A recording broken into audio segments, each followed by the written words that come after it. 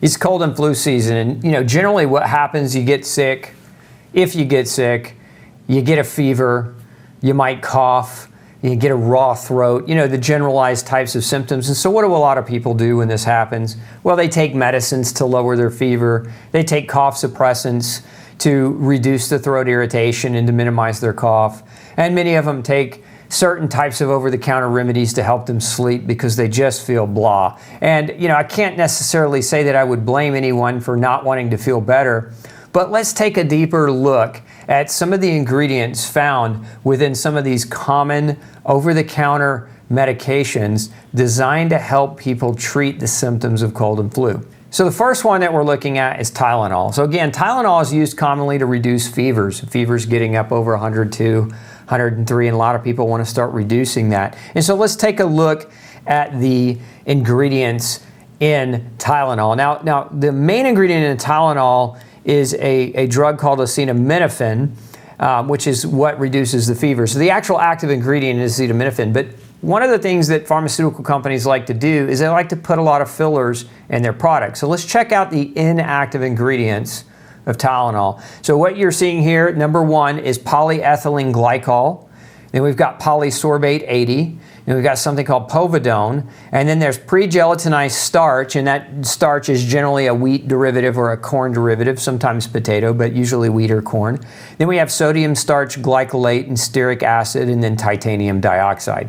Why are those things in there? Why do they need to be in there? Now, some of these things are flow agents, and so they're going to help the acetaminophen go through the machinery to form the capsule a little bit better. But we can do better, right? I mean, a lot of these ingredients are toxic. Polyethylene glycol is not necessarily something that you want to take. And although it's in small amounts in the Tylenol, you're trying to improve your health or improve the outcome of your health. Let's at the very least provide a medicine that doesn't offer up poisons as added ingredients. Now, next let's look at the famous cough drop from the company Halls, right? So we look at kind of some of the inactive ingredients in this product. So again, this is a cough drop that you can take. And the first inactive ingredient is beta-carotene, which isn't bad. Beta-carotene, we don't have a problem with that. And then eucalyptus oil, also not a bad issue. But then we get to flavors. What does that mean, flavors? Flavors generally mean some type of genetically modified corn derivative that's been synthetically flavored to taste like something that's palatable. And then we get to the next ingredient, which is glucose syrup. With glucose syrup, that's what is that? That's sugar, right? Generally most glucose in this country is derived from corn, GMO corn, so there's potential pesticide residue. But why sugar? Sugar, what does sugar do when you have a cold or a flu? Sugar suppresses the immune system, right? It prevents your immune system from engaging against invaders. And so taking something to suppress a cough, which we could argue suppressing a cough with a cold and a flu is maybe a bad idea because the expression of mucus from the lungs is part of the way your body handles it. But aside from that, we're putting, again, sugar as an inactive ingredient in a product which can suppress immune system function. And then we go on to the next ingredient, which is honey, which not so bad. And then we get to soy lecithin, which is, we're looking at GMO soy. So again, probably a glyphosate issue there as well. And then we get to sucralose, which is an artificial sweetener. So again, we have sugar, we have honey. If it wasn't sweet enough, then we also put sucralose and then also sucrose in it as the next two ingredients. So again, how sweet do we actually need it to be? I would implore anyone looking at taking a product like this to really reevaluate the nature of the inactive ingredient list. So let's take a look at the next product that a lot of people reach toward, and that's ibuprofen. In this case, we're looking at the ingredient list or an active ingredient list of Advil.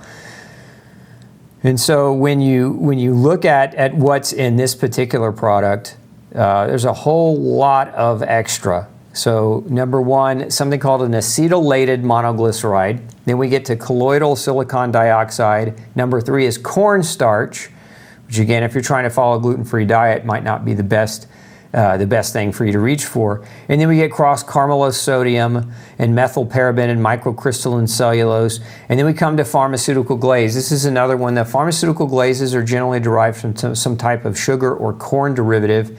And then we get pharmaceutical ink. And I kind of scratch my head at that one because pharmaceutical ink, it's probably a soy derivative. Most of these pharmaceutical inks are, but this is so that they can write on the tablet for you. And so to me, it's an unnecessary agent. It's an unnecessary thing. And then we get povidone and pre-gelatinized starch, which is generally wheat or corn derivative. And then we get propylparaben and sodium benzoate, which is a preservative that for a lot of people causes gastric reflux and heartburn. And then we get SLS, sodium lauryl sulfate. That's the same ingredient you find in soaps. It's the stuff that makes soaps terrible for you. What in the heck is it doing in ibuprofen Advil? And then we have stearic acid and then sucrose. And again, this is a pill that you're swallowing. So why are we adding a sweetener to something that you're going to swallow and not chew or taste? And then we get synthetic iron oxide, which is not good. You should never take anything with iron in it, especially iron oxide. Iron is a very oxidative mineral. Unless you absolutely have a deficiency, it's not something that you should take. And then we get titanium dioxide along with white wax. So again, a lot of filler in that product as well. And so you have to ask yourself, if you're trying to fight a fever, is that something that you want to subject your body to? Then we look at this next one. This next one is a cough remedy, famous cough remedy, the nighttime snuffy sneezling. The old saying or the old phrase. But if we look at the number one ingredient in NyQuil, it's alcohol.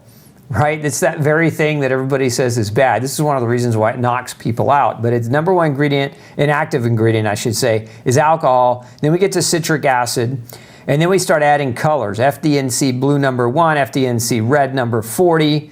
And, again, not good things. Flavoring, which, again, synthetic flavor, probably derivative of the GMO corn variety. And then we get high fructose corn syrup, along with polyethylene glycol, propylene glycol, and then we get one real ingredient, which is water. It's kind of low on the list. And then we have to sweeten it even more. So the fructose wasn't enough. We have to put in artificial saccharin, and then we put in sodium citrate, as a preservative. So again, next time you're reaching for the cold and remedy aisle at your local pharmacy, make sure you flip it over and look at the inactive ingredient list and ask yourself, do you need all these chemicals, sugars, dyes, preservatives, and other immune suppressing nonsense, or could you get by with something more natural?